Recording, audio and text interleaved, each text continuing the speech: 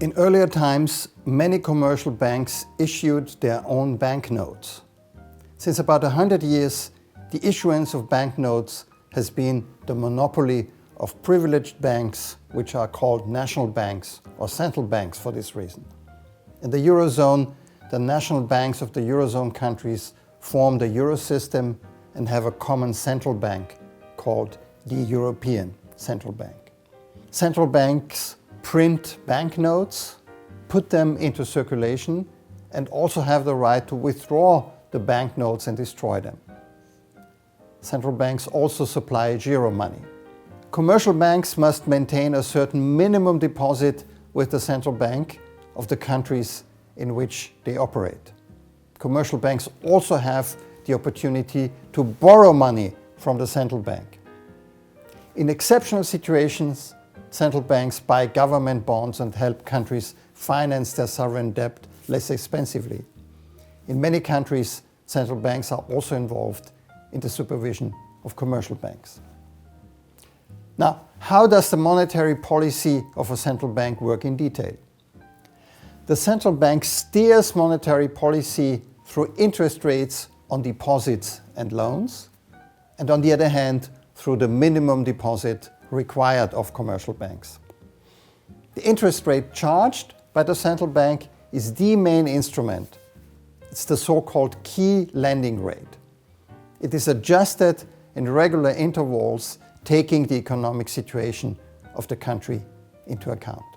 When a central bank wants to bring more money into circulation, it lends money to commercial banks at especially low interest rates. This makes it possible for these commercial banks to make the money available at less expensive terms to their customers. Whenever the money supply threatens to grow more rapidly than the real economy, the central bank also has the possibility to raise the key lending rate and the minimum deposit requirement for banks. This in turn reduces money supply. This brings us to another core task of the central bank. Most central banks, including the European Central Bank and the US Federal Reserve, are under an obligation by law to keep inflation low. On top of this, central banks are responsible for the administration of the gold and currency reserves of a state. These are needed as a last reserve for interventions on the foreign exchange markets and to finance foreign trade. Central banks earn a profit through the creation of money. This profit is called seigniorage. This profit occurs because the money from the central bank is usually only made available to commercial banks with interest, but does not bear interest itself.